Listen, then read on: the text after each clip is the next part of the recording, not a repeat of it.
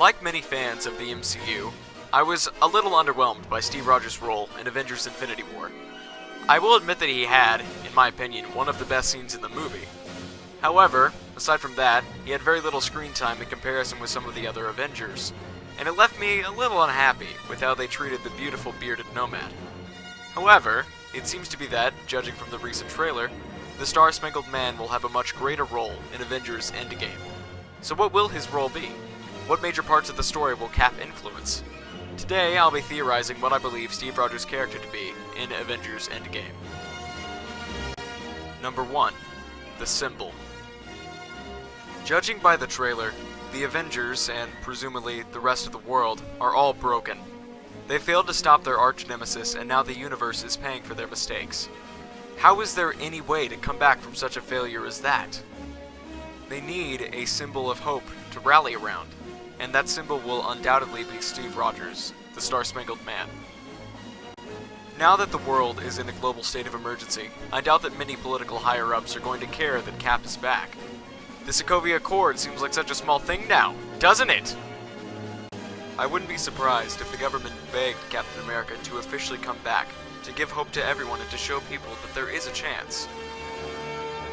And even though he seems to be reeling from their defeat as much as the others, I doubt that Steve, even though he doesn't like the government at all at this point, will decline.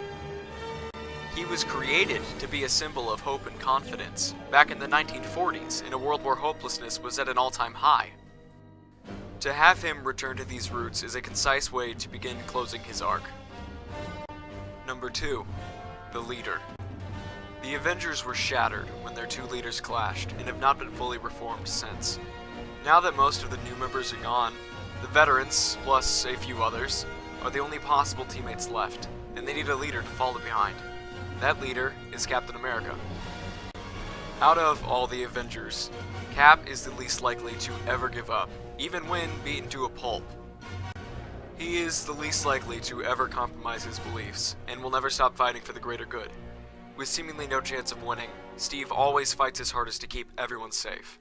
It's what made him the leader of the Avengers. Steve Rogers will undoubtedly lead the charge against the Mad Titan Thanos if there is any hope of restoring the population. As Endgame will be a time travel movie, what with the quantum realm and time vortexes and all that, Cap will be able to fully take up the role as captain once again, and lead the Avengers in what could very well be a suicide mission. And who knows? Since we are going back in time, Mjolnir is still around. And what better weapon for a leader than Thor's hammer itself? We all know that Steve is worthy, after all. Number 3. The Sacrifice. To successfully defeat Thanos, some of the Avengers will have to sacrifice themselves for the greater good. One of those will have to be Captain America.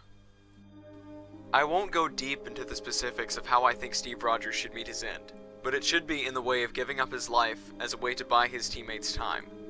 Being a living shield, if you will, with one final callback to "I can do this all day." Preferably by using Mjolnir and his original shield to kick the snot out of Thanos in a last stand to end all last stands. The reason that he needs to die is that he, along with Iron Man, are in my opinion the two cornerstones of the MCU. They're the main characters, but also the characters that have seemed the most untouchable. In the Civil War comic book, for instance, Captain America meets his end. However, in the movie, the identity of Captain America dies, but Steve Rogers lives on. With the fact that he's already died, he's a man living on borrowed time, and has been for years. Letting him leave the superhero life, or settling down, as some people have proposed, would ruin the character of Captain America. As Ultron says in Avengers 2, Captain America, pretending you can live without a war. Ultron's right. He can't. He was created for a war and has been fighting ever since. He wouldn't be able to leave unless he had his one true love, Peggy Carter. Which leads into my proposed post-credits scene. We see a dance hall. The same dance hall from Steve's vision in Age of Ultron, but far emptier. The band is playing a slow song, and Peggy Carter is on the dance floor. Steve strides into the hall, happy, confident. He offers his hand and Peggy takes it, and a single tear wells up in his eye. The screen cuts to black, and a simple question is asked. How about that dance?